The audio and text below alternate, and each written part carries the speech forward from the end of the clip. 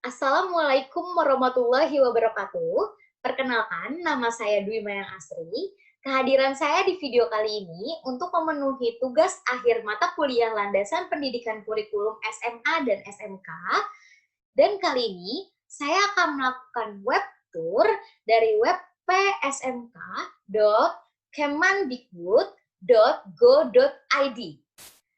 Nah, sekarang saya akan melakukan web tour beserta menganalisa data-data yang saya jejaki dan melakukan perbandingan format antara RPP lama dan RPP baru atau RPP KTSP dan RPP Kurikulum 2013. Bagi yang penasaran, please keep on watching. Baik, jadi pertama-tama kita harus membuka web psmk.kemdikbud.go.id. Nah, setelah sini kita tunggu dulu sampai ada seperti ini. Nah, di sini ada profil, tata kelola, penilaian, penjaminan mutu dan kurikulum, kelembagaan sarana prasarana, peserta didik, dan tata usaha. Nah, di sini saya sudah membuat peta konsepnya. Nah, ini adalah peta konsep yang sudah saya buat, yaitu di dalam https://mk.kemdikbud.go.id terdapat profil, tata kelola, penilaian, penjaminan mutu dan kurikulum,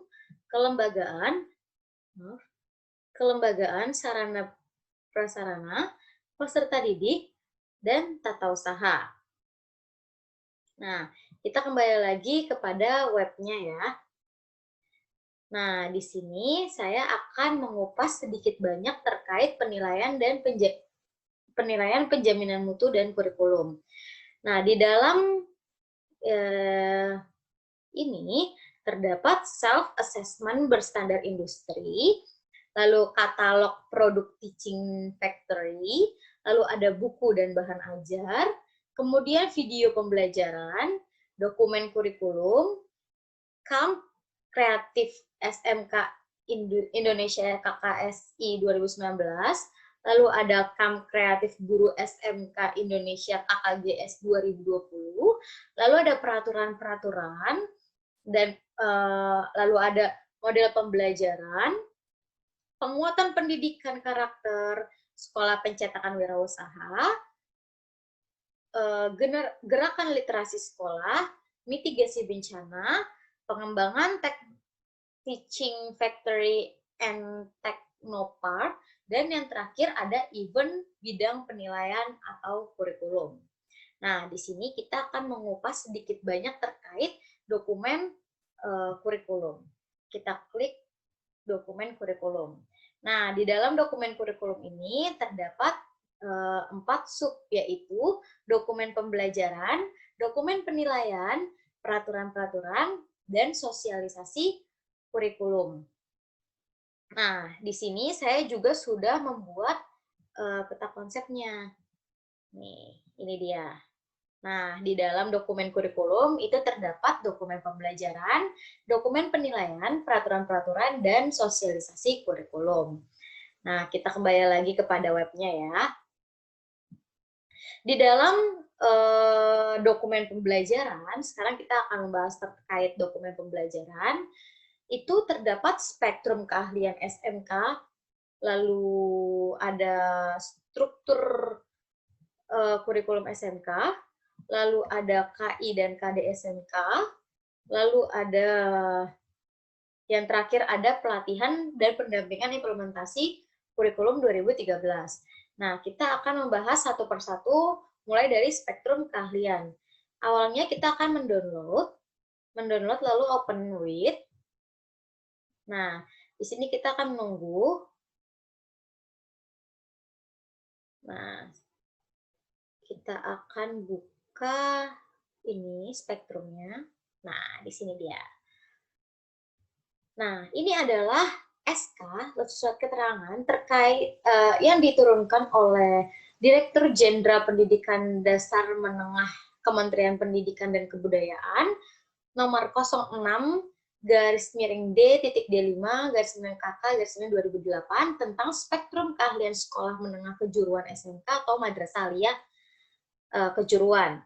Nah, di sini ada menimbang, mengingat, lalu menetapkan atau memutuskan. Nah, di sini terdapat 10. Ada 10 ketetapan yang dikeluarkan oleh Direktur Jenderal Pendidikan Dasar dan Menengah Kementerian Pendidikan dan Kebudayaan. Salah satunya itu adalah spektrum keahlian itu memuat bidang keahlian, lalu program keahlian, dan kompetensi keahlian. Nah, spektrum keahlian itu merupakan acuan dalam pembukaan dan penyelenggaraan bidang program atau kompetensi keahlian pada SMK. Nah, selanjutnya itu semuanya ada di sini. Nah, jadi ketetapan ini, nah ini dia. Jadi kalau misalnya saya bisa analisa di sini, spektrum keahlian sekolah ini itu adalah yang tadi saya jelaskan, yaitu adalah sebagai acuan dalam pembukaan dan penyelenggaraan bidang atau program atau kompetensi keahlian pada SMK. Nah, lalu ini ditetapkannya di Jakarta pada tanggal 7 Juni 2018 oleh Direktur Jenderal yaitu Hamid Muhammad untuk seluruh siswa-siswi SMK atau MAK. Nah, ini adalah lampiran dari peraturan Direktur Jenderal Pendidikan Dasar dan Menengah tentang spektrum keahlian SMK. Nah, di sini ada bidang keahlian. Bidang keahlian itu ada teknologi rekayasa, yang dimana programnya itu ada teknologi konstruksi, teknik geomatika dan geospasial, teknik ketenaga listrikan, ada teknik mesin. Wah, lumayan banyak ya kalau misalnya teknik ya. Tuh, terdapat 13 program keahlian di teknologi yang tadi. Bidang keahliannya itu ada 13 di teknologi dan rekayasa. Nah, yang kedua itu ada energi dan pertambangan. Di sini ada 3 program keahlian, perminyakan, pertambangan, dan energi terbarukan. Lalu yang ketiga ada teknologi informasi dan komunikasi, yaitu ada teknik komputer dan informatika. Lalu yang kedua itu teknik telekomunikasi. Nah, sekarang ini untuk bidang keahlian ini itu sangat dibutuhkan sekali karena pada saat masa pandemi seperti ini semuanya berurusan dengan daring, di mana semua yang sumber daya manusia yang mengerti akan hal tersebut atau hal tentang teknologi informasi dan komunikasi seperti perangkat lunak dan lain-lain itu sangat dibutuhkan. Lalu yang keempat itu ada kesehatan dan pekerjaan sosial. Nah, ini juga untuk seperti masa-masa seperti ini, kesehatan juga sangat dibutuhkan untuk kita sebagai masyarakat umum ya, karena untuk melihat kesehatan imun yang kita punya dalam tubuh kita. Lalu yang kelima itu ada agribisnis dan argoteknologi. Program keahliannya itu ada agribisnis tanaman, ternak, kesehatan hewan, agribisnis pengelolaan hasil pertanian, teknik pertanian, kehutanan gitu. Jadi semua tentang alam. Nah, kemaritiman.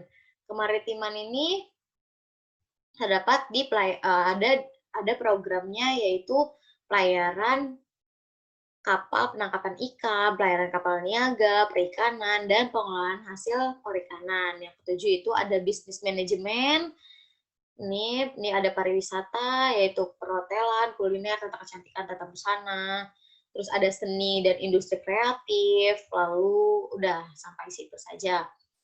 Nah, contoh yang akan saya ambil itu seperti di kemaritiman. Contohnya itu seperti di Pulau Bali sampai Nusa Tenggara Timur misalnya. Nah, di sana itu sangat berkesinambungan jika sekolahnya itu ada yang berbidang keahlian seperti kemaritiman ini, karena akan menyambung dengan keadaan perekonomian yang ada di sana, seperti itu. Yaitu karena di sana banyak daerah perairannya, ini adalah salah satu bidang keahlian yang sangat cocok berada di sana. Tentang kapal penangkapan ikan, kapal niaga perikanan, lalu pengelolaan hasil perikanan. Nah, itu adalah spektrum keahlian yang dapat saya sampaikan. Kemudian kita kembali lagi ke webnya. Itu ada struktur kurikulum. Struktur kurikulum juga saya akan mendownload. Ya, saya akan mendownload. Saya akan buka. Ini dia struktur Perdijen. Nah, di sini ada SK-nya terkait struktur kurikulum SMKMAK. Ada menimbang, mengingat, dan memutuskan atau menetapkan. Jadi, struktur ini adalah muatan nasional, muatan wilayah, muatan peminatan kejuruan, yang terdiri atas bidang keahlian, dasar program keahlian, kompetensi keahlian, sampai pada lampiran yang merupakan bagian tidak terpisahkan dari peraturan ini. Struktur kurikulum ini itu merupakan acuan dalam penyelenggaraan pembelajaran di SMK MAK. Nah, perangkatnya ini ada 4, yaitu kompetensi dasar setiap mata pelajaran, lalu ada contoh silabus, contoh RPP, dan kelompok kompetensi yang dapat dilakukan sertifikasi kompetensi. Nah, ini terdapat 6. Ada 6, memutuskan 6-nya. Nah, ini adalah struktur kurikulumnya. Ini contohnya. Nah, yang tadi saya bilang muatan nasional itu contoh mata pelajaran itu seperti agama, terus PKN, bahasa Indonesia, matematika, sejarah, bahasa Inggris. Nah, kewilayahannya itu seperti seni budaya, pendidikan jasmani dan olahraga. Lalu muatan peminatan kejuruannya itu tergantung kejurusan masing-masing dari sekolah tersebut. Nah, ini adalah contoh dari teknologi dan rekayasa. Bisa jadi nanti dari pariwisata, dari kemaritiman, dari manapun. Nah, nanti juga ada seperti ininya. Kalau yang ini sepertinya umum, ini juga seperti umum. Tapi kalau yang ini tergantung dari sekolahnya masing-masing. Lalu di samping sini ada alokasi waktu. Nah, ini lebih jelasnya lagi bisa melihat web ini ya. Nah, ini. Kita kembali lagi ke web. Di mana ada KI dan KD. KI dan KD ini terdapat 149 data. Ada 149 entries, tapi saya tidak akan menjelaskan semuanya, hanya beberapa saja. Kita buka yang Perdijen Dikdasmen tahun 2008. Kita download, kita open, coba. Nah, di sini saya akan melihat. Nah, ini dia. Ini tentang KI dan KD. Ini SK-nya tentang KI-KD, mata pelajaran muatan nasional, muatan kewilayahan, dan dasar bidang keahlian. Lalu C2-nya itu dasar program keahlian, dan C3-nya itu tentang kompetensi keahlian. Ini ada menimbang, mengingat, dan memutuskan. Nah, ini ada 8, 9, 10, 11, ada 13. Ada 13 ketetapan terkait Perdirjen ini. Perdirjen ini dikeluarkan, ditetapkan di Jakarta pada tanggal 30 Agustus 2018.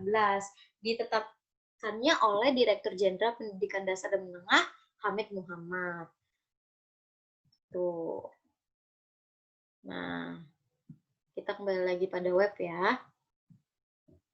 Nah, di sini juga ada tentang muatan nasional, muatan kewilayahannya, lalu ada konstruksi gedung sanitasi dan perawatan, konstruksi jalan irigasi dan jembatan, bisnis konstruksi dan properti, desain pemodelan dan informasi bangunan, teknik geomatika, informasi geospasial 4 tahun, teknik pembangkitan tenaga listrik, dan 139 lainnya yang tidak saya bisa jelaskan satu persatu. Nah, kemudian ini yang terakhir ada pelatihan dan pendampingan implementasi kurikulum SMK 2013. Nah, pada pelatihan dan pendampingan implementasi kurikulum ini terdapat 15 data. Salah satunya saya akan buka itu tentang dinamika perkembangan kurikulum. Saya akan open ya.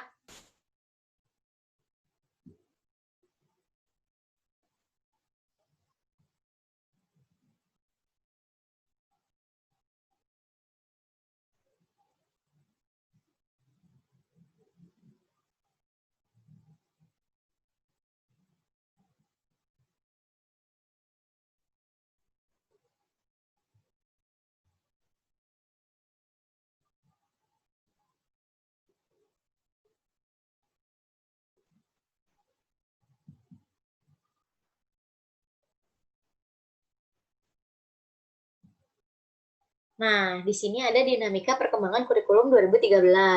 Sistematikanya itu ada yang pertama ada kebijakan kurikulum, yang kedua ada arti pendidikan, kerangka pengembangan kurikulum, perbaikan dokumen kurikulum, diversifikasi kurikulum, lalu ada penumbuhan pendidikan karakter, pembelajaran, dan buku teks pembelajaran. Nah, ini adalah kebijakan kurikulumnya nih. Nih, ini kurikulum 2013 diperbaiki tahun 2016 pada bagian KIKD-nya. Lalu, kurikulum 2013 saat ini merupakan kurikulum yang berlaku secara nasional. Jadi, semuanya itu memberlakukan kurikulum 2013 pada sekolahnya masing-masing. Nah, tapi belum ada kurikulum baru pada saat ini. Yang ada adalah penguatan implementasi kurikulum melalui gerakan literasi nasional PPK dan penguatan pembelajaran serta penilaian oleh satuan pendidikan. Jadi tidak ada kurikulum baru, yang ada itu hanya penguatan implementasi saja. Nah, ini landasan pengembangan kurikulum 2013. Nah, ini juga kebijakan umumnya. Nah, kecakapan abad 21 yang dikembangkan melalui kurikulum itu yang pertama ada kualitas karakter, kompetensi, dan literasi dasar. Nah, di dalam dimensi kurikulum ini terdapat ide kurikulum, di mana ide kurikulum itu dibagi menjadi 3, ada filosofi, psikopedagogi, sosiologi. Nah, ini adalah yang mendasari ide kurikulumnya. Ada Pancasila, tujuan pendidikan nasional, lalu ada kemampuan abad 21, karakter, dan literasi. Nah, ini adalah nilai Pancasilanya, sampai seterusnya. Terdapat 60 slide di sini. Jika ingin belajar lebih lanjut, bisa langsung mengunjungi web ini ya. Lanjut, kita ke web lagi. Nah, di sini itu selain dinamika perkembangan kurikulum referensi SMK, itu juga ada A2-nya. A2-nya itu penyusunan soal USBN pada tanggal 24 Januari 2018. Lalu A3-nya ada kebijakan dan konsep PPK kurikulum 2013. Lalu A4-nya ada konsep penguatan literasi. Lalu panduan pelatihan pendampingan kurikulum 13 SMK Guru Sasaran, lalu ada spektrum keahlian PMK, analisis SKL KIKD, analisis materi IPKTP, analisis penerapan model pembelajaran, dan analisis penilaian. Nah, ini baru 10, tapi terdapat 15. Ada 5 yang belum saya sampaikan, yaitu di setelahnya. Jika yang lebih lanjut, bisa langsung mengunjungi web psmk.kemdikbud.go.id. Lanjut, lalu selanjutnya ada dokumen penilaian. Nah, di dalam dokumen penilaian ini terdapat uji kompetensi keahlian, ujian nasional, ujian sekolah berstandar nasional, ujian paket kompetensi, dan sosialisasi dan pelatihan aplikasi e-raport SFK. Nah, di sini kita akan melihat data dari uji kompetensi keahlian. Kita download dulu, lalu kita open dulu ya.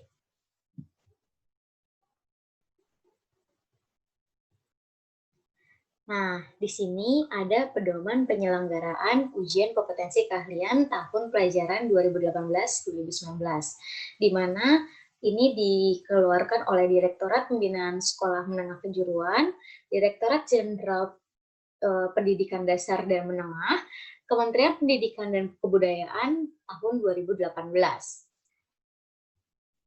Nah, kita lihat ada daftar isinya di sini dari pedoman ini. Isinya itu ada pengertian dan petunjuk umum, lalu ada acuan normatif, tujuan, sasaran, jenis uji kompetensi keahlian, mekanisme pelaksanaan uji kompetensi keahlian, yang dimana mekanisme ini terdapat verifikasi tempat penyelenggaraan UKK, uji kompetensi bersama dunia usaha atau dunia industri, lalu ada uji kompetensi dengan lembaga sertifikasi profesi seperti LSP, P1, P2, P3, dan penguji. Lalu yang ketujuh ada jadwal uji kompetensi keahlian. Yang kedelapan ada perangkat uji kompetensi keahlian. Yang kesembilan penggandaan dan pengiriman naskah uji kompetensi keahlian. Yang ke-10 ada penilaian dan kelulusan uji kompetensi keahlian. Ke-11 ada penerbitan sertifikat kompetensi. Yang ke-12 ada pemantauan pelaksanaan uji kompetensi keahlian. Yang ke-13 ada biaya penyelenggaraan uji kompetensi keahlian. Dan di sini juga ada daftar nama dan kode kompetensi keahlian SMK UN tahun 2018-2019. Nah, di sini ada pengertian-pengertiannya. Di mana UKK itu adalah penilaian terhadap pencapaian kualifikasi jenjang 2, 3 pada KKNI dilaksanakan di akhir masa studi oleh lembaga sertifikasi profesi.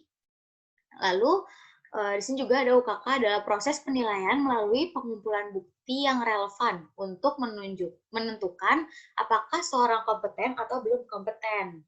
Nah, di sini juga ada pengertian-pengertian lain sampai 13 pengertian lainnya. Lalu di sini juga ada acuan normatif, di mana salah satunya adalah dari Undang-Undang Nomor 20 Tahun 2003 tentang Sistem Pendidikan Nasional. Dan di sini juga ada acuan normatif lainnya sampai 10 acuan normatif. Di sini juga ada tujuannya untuk mengukur pencapaian kompetensi siswa SMK, lalu untuk memfasilitasi siswa SMK menyelesaikan pendidikan, untuk mendapatkan sertifikat kompetensi, lalu mengoptimalkan pelaksanaan sertifikat kompetensi yang berorientasi pencapaian kompetensi lulusan SMK, lalu memfasilitasi kerjasama SMK dengan dunia usaha industri. Nah, ini ada sasarannya.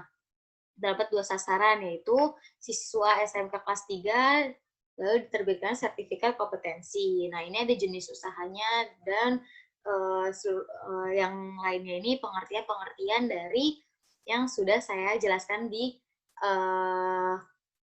daftar isi tadi. Nah, ini adalah daftar nama dan kode-kode.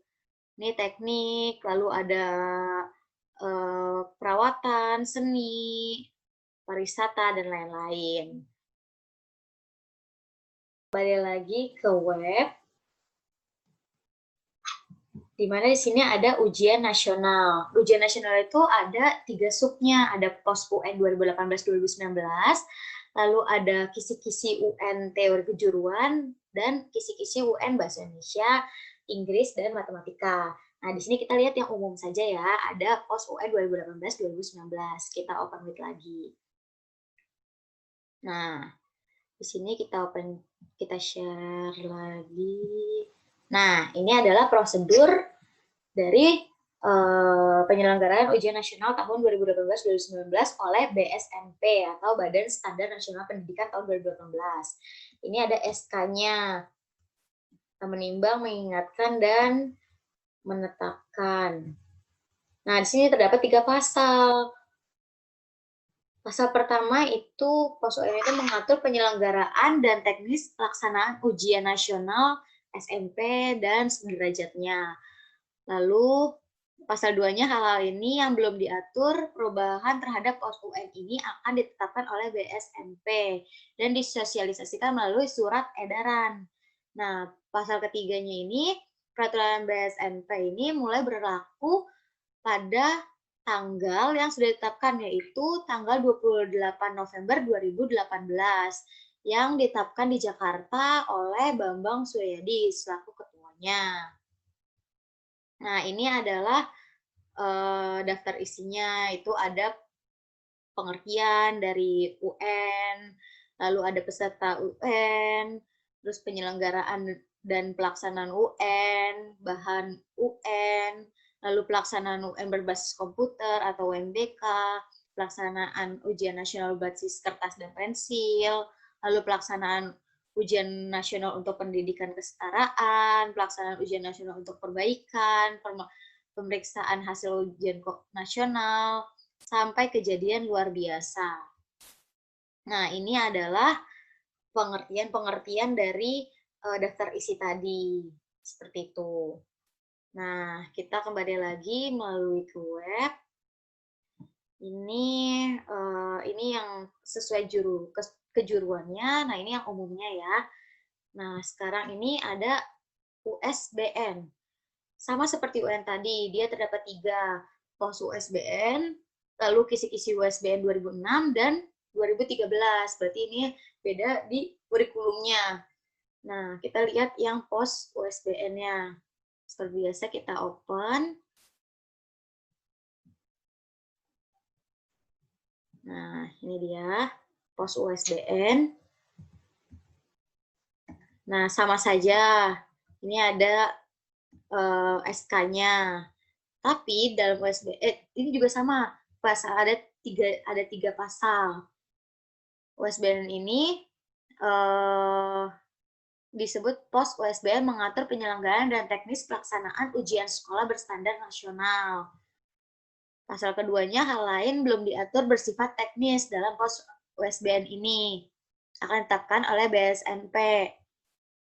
Pasal ketiganya, peraturan ini berlaku pada tanggal yang ditetapkan, yaitu tanggal 29 November 2018 di Jakarta, yang disahkan oleh ketuanya Bambang Suryadi. Nah, ini juga ada daftar isinya.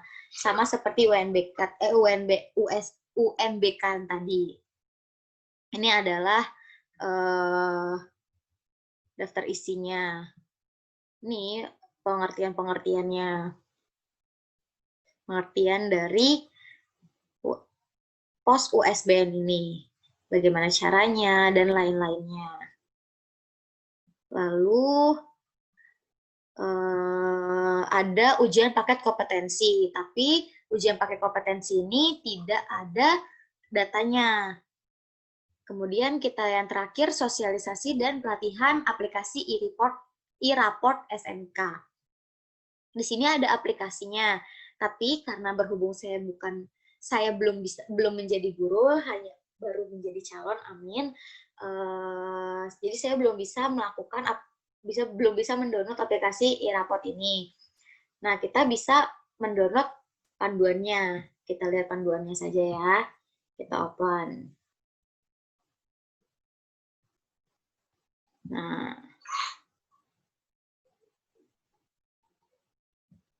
ini adalah panduan penggunaan e-raport SMK Bisa 4.1.0. Nah, ini ada daftar isinya, di mana pendahuluannya itu dapat latar belakang, tujuan, dasar hukum, kebutuhan minimal perangkat. Nah, lalu ada kebutuhan minimal perangkat, struktur aplikasi, entitas pengguna, diagram alur penggunaan aplikasi, dan ini ada bab 2-nya ada instalasi, konfigurasi, dan login. Ini. Nah, ada bab 3-nya itu referensi tentang GTK, rombongan belajar, peserta didik, mata pelajaran ekstrakurikuler, teknik penilaian, dan acuan sikap. Bab 4-nya itu perencanaan penilaian, di mana perencanaan penilaian itu diambil dari rasio nilai akhir, perencanaan penilaian pengetahuan, dan keterampilan. Bab 5-nya itu tentang penilaian. Berarti peserta didik dinilai melalui sikap, pengetahuan, keterampilan, remedial, dan ekstrakurikulernya. Bab 6-nya laporan hasil belajar, yaitu catatan akademik, penilaian karakter, kehadiran, praktik kerja lapangan, prestasi peserta didik, generate nilai, kenaikan kelas, nilai UKK, rapot, dan ledger. Nah, ini ada bab 7-nya tentang monitoring dan analisis. Lalu bab 8-nya itu ada penutup. Nah, ini adalah penjelasan-penjelasan yang ada di daftar isi yang barusan saya paparkan. Nah, ini dia.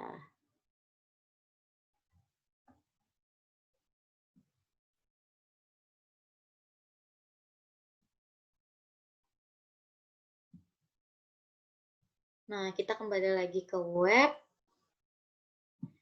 Nah, sekali udah sampai panduan e-raport. Di sini juga ada panduan di dalam sosialisasi pelatihan aplikasi e-raport SMK. Selain ada aplikasi e-raport dan panduan e-raport, terdapat juga panduan penilaian hasil belajar dan pengembangan karakter pada SMK, lalu panduan penilaian pada SMK, pengembangan ekosistem pengelolaan implementasi kurikulum keintegrasi, dan selayang pandang pengembangan e-raport.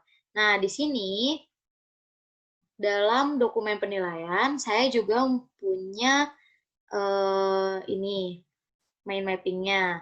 Nah, dalam dokumen penilaian ini tadi terdapat uji kompetensi keahlian, ujian nasional, lalu ada ujian sekolah berstandar nasional, ujian paket kompetensi, dan sosialisasi dan pelatihan aplikasi e-raport. Ini adalah mind mapping yang saya buat dari dokumen penilaian.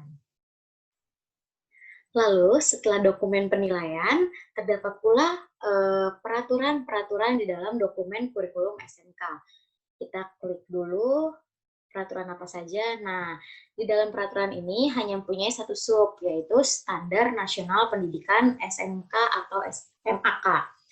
Nah, tapi di dalam Standar Nasional Pendidikan SMK-MAK ini terdapat 10 data yang dapat kita lihat di sini. Yang pertama itu ada abstraksi, Permendikbud nomor 34 tahun 2013, Standar Nasional Pendidikan SMK-MAK, lampiran satunya tentang standar kompetensi lulusan, lampiran 2-nya tentang standar isi, lampiran 3-nya tentang standar proses pembelajaran, lampiran 4 tentang standar penilaian pendidikan, lampiran 5 tentang standar pendidik dan tenaga pendidikan, lampiran 6 tentang standar sarana dan prasarana, lampiran 7 tentang standar pengelolaan, dan lampiran 8 tentang sarana biaya operasi.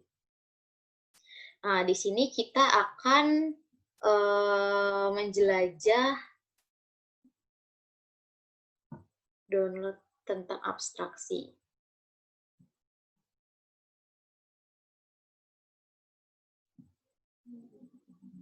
Ya, ini dia. Nah, abstrak. Permendikbud nomor 34 tahun 2018 tentang Standar Nasional Pendidikan Sekolah Menengah Kejuruan atau Madrasah Aliyah Kejuruan itu berlatar belakang bahwa dalam rangka meningkatkan kualitas dan sumber daya manusia Indonesia perlu dilakukan revitalisasi sekolah menengah kejuruan melalui penyempurnaan dan penyelarasan kurikulum dengan kompetensi sesuai kebutuhan pengguna lulusan, meningkatkan jumlah dan kompetensi bagi pendidik dan tenaga pendidikan, peningkatan kerjasama antar kementerian, pemerintahan daerah, dan dunia usaha atau industri. Lalu yang kedua itu ada status, di mana peraturan pemerintah ini itu baru mengatur standar nasional pendidikan sekolah menengah kejuruan. Dan di sini ada 12 isu pokok dalam regulasi. Salah satunya itu adalah SNP SMK-MAK itu terdiri atas standar kompetensi lulusan, standar isi, standar proses pembelajaran, standar penilaian pendidikan, standar pendidikan, standar pendidik dan ketenaga pendidikan, terus standar sarana prasarana, standar pengelolaan, standar biaya operasi, dan 12 isu pokok dan dalam regulasi lainnya. Nah, kita kembali lagi ke webnya. Lalu yang kedua ini ada Standar Nasional Pendidikan SMK. Nah, ini ada Permendikbudnya. Ini SK-nya ada menimbang, mengingat, dan memutuskan. Terdapat 5 pasal. 5 pasal di sini, ya betul. Terdapat 5 pasal di sini. Pasal yang pertama itu Standar Nasional Pendidikan Sekolah Menengah Kejuruan adalah kriteria minimal tentang sistem pendidikan pada tingkat sekolah menengah kejuruan di seluruh wilayah hukum Negara Kesatuan Republik Indonesia agar tercapai kompetensi lulusan sesuai kebutuhan pengguna. Nah, ini adalah pasal 1 dari standar nasionalnya. Lalu pasal 2-nya itu SNP SMK itu terdiri atas standar kompetensi kelulusan, standar isi, standar proses pembelajaran, standar penilaian pendidikan, lalu pendidik dan tenaga kependidikan, lalu standar sarana dan prasarana, standar pengelolaan, dan standar biaya operasi. Ini pasal 3-nya. Pasal 3-nya.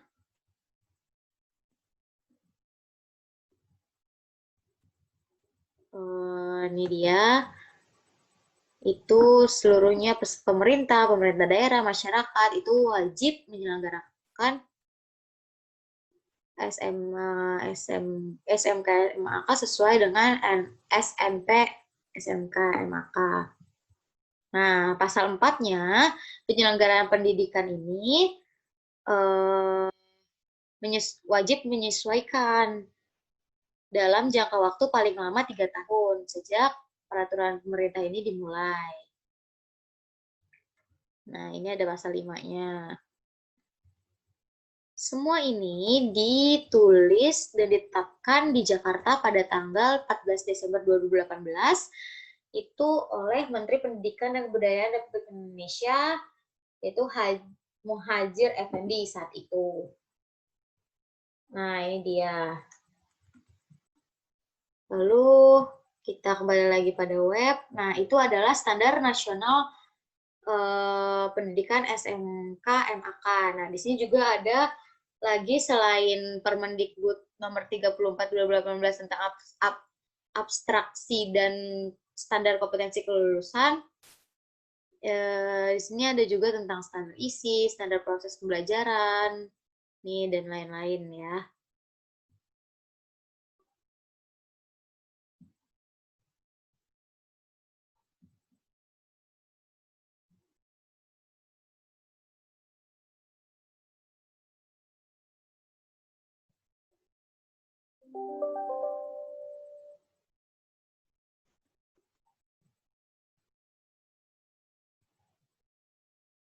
Nah, selanjutnya ini dari peraturan-peraturan, terdapat juga sub dari dokumen kurikulum di SMK ini, sosialisasi kurikulum. Sosialisasi kurikulum itu juga terdapat satu sub saja, yaitu sosialisasi kurikulum SMK MAK.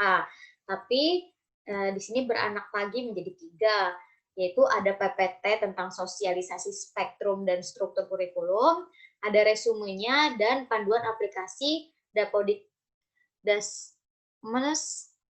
Dasmen versi 2018A. Nah, di sini kita akan melihat yang panduan aplikasinya saja ya. Nah, ini dia.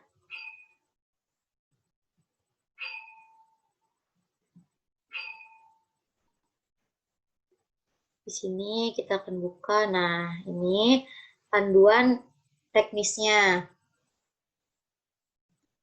Ini panduan teknis aplikasi Dapodiknya. Nah, ini cara menginstal aplikasi Dapodik versi 2018. Nah, di sini juga ada daftar pembaharuannya. Pokoknya di sini tuh jelas semuanya. Bagaimana cara-caranya untuk mengaplikasikan Dapodik Assessment versi 2018A. Nah, ini semuanya dijelaskan di sini secara rinci. Nah, ini juga saya membuat ininya, mind mappingnya yang tadi tentang peraturan-peraturan. Ini ada peraturan dan standar nasional pendidikan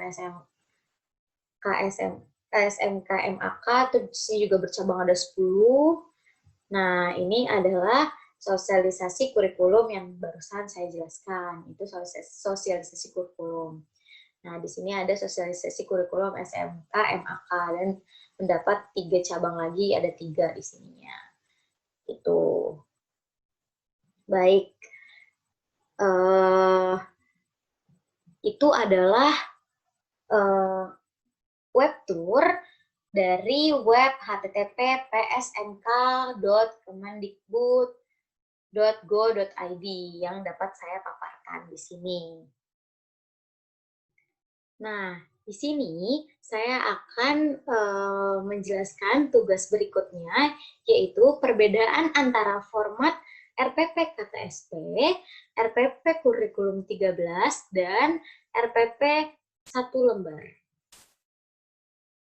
Nah, di sini saya akan menjelaskan format dari RPP KTSP dulu ya. RPP KTSP ini masih terbilang cukup lama dan cukup banyak ya.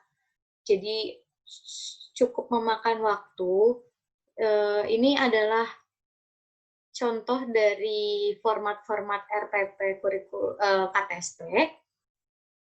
Itu terdapat mata pelajaran, satuan pendidikan, kelas, pertemuan keberapa, alokasi waktu sesuai dengan jam pelajaran, isi sesuai dengan silabus, lalu standar kompetensinya itu kompetensi dasar, indikator itu indikatornya itu terdapat dari 1.1-nya apa, 1.2-nya apa, 2.1-nya apa, 2.2-nya apa. Kemudian ada tujuan pembelajaran, lalu ada karakter siswa yang diharapkan seperti dapat dipercaya, rasa hormat, rasa perhatian, tekun, tanggung jawab, berani, integritas, peduli, jujur, dan kewarganegaraan. Nah, ini juga ada materi ajar. Materi ajar itu tulis pokok-pokok yang terkait di indikator dan tujuan belajarnya itu apa. Nah, ini adalah metode belajarnya. Metode belajarnya itu cara-cara seperti apa yang akan ditempuh dalam mencapai tujuan pembelajaran. Nah, ini ada kegiatan belajarnya. Kegiatan pembelajaran itu ada 3, yaitu kegiatan awal, apa saja kegiatannya, lalu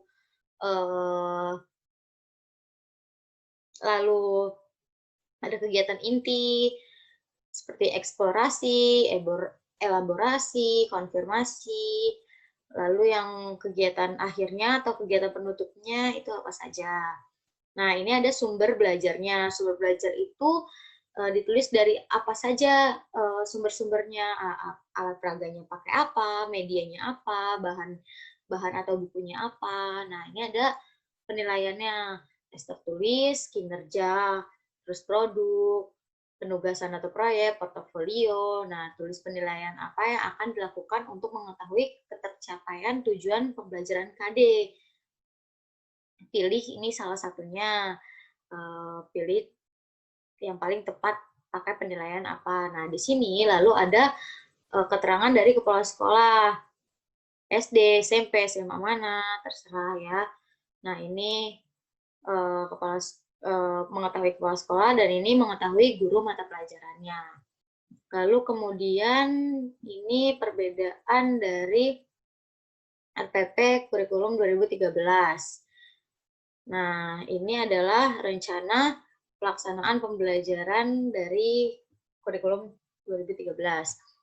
Di sini sedikit lebih sederhana dibanding yang KTSP. Di sini ada nama sekolah, mata pelajaran, keahlian, kelas atau semester, terus tahun pelajarannya berapa, dan alokasinya apa. Kemudian ada KIKD-nya. KI-nya itu tentang pengetahuan dan keterampilan, KD-nya itu KD pada KI pengetahuan dan KD pada KI keterampilan. Kemudian yang ketiga ada indikator pencapaian kompetensi. Ada indikator dari indikator KD pada KI pengetahuan dan indikator KD pada KI keterampilan. Yang keempat itu ada tujuan pembelajaran, lalu yang kelima ada materi pembelajaran, yang keenam ada pendekatan, strategi, dan metode apa yang digunakan. Lalu ada kegiatan pembelajaran. Misalnya pertemuan ke-1, pendahuluannya apa, kegiatan awalnya, lalu kegiatan intinya apa, penutupnya apa, berapa menit, alokasi waktunya. Terus pertemuan keduanya, sampai materi bahannya habis itu di pertemuan keberapa. Kemudian selanjutnya ada alat atau bahan dan media pembelajaran apa yang dipakai, lalu sumber belajarnya apa, penilaian pembelajarannya, teknik penilaiannya, lalu instrumen penilaiannya. Ini mengetahui kepala sekolah dan mengetahui guru mata pelajaran. Selanjutnya ini ada RPP 1 lembar.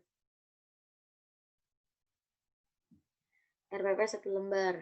Ya, ini. Contohnya ya, ini RPP 1 lembar, ini diberlakukan saat Menteri Pendidikan kita itu Nadiem Makarim, di mana Nadiem Makarim tidak ingin menyusahkan atau mempersulit seorang guru dalam mengerjakan tugasnya. Jadi, biarkan guru itu fokus terhadap mengajarnya. Jadi tidak terpaku dengan RPP yang sebanyak itu. Nah, makanya terciptalah RPP 1 lembar. Ini sama saja, hanya diperingkas saja. Sekolahnya dari mana, mata pelajarannya apa, kelas semester, materi pokok, alokasi waktu. Lalu yang pertama itu ada tujuan pembelajaran. Tujuan pembelajarannya itu untuk apa? Nah, lalu langkah-langkah pembelajarannya.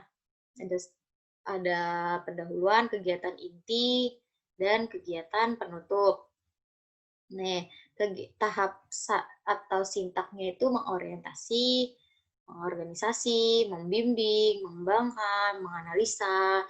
Ini seperti C3 sampai C6. Lalu jangan lupa juga ada alokasi waktunya. Nah, lalu penilaian itu yang ketiga, ada penilaian sikap, pengetahuan, dan keterampilan. Di bawahnya sini, itu ada mengetahui kepala sekolahnya dan mengetahui guru mata pelajarannya. Baik, sudah itu adalah perbedaan format-format dari RPP, KTSP, Kurikulum 13, dan RPP 1 lembar. Hanya itu yang dapat saya sampaikan, kurang lebihnya mohon maaf. Saya, Dwi Mayang Asri, dari Universitas Muhammadiyah Profesor Dr. Hamka, pamit undur diri. Wassalamualaikum warahmatullahi wabarakatuh.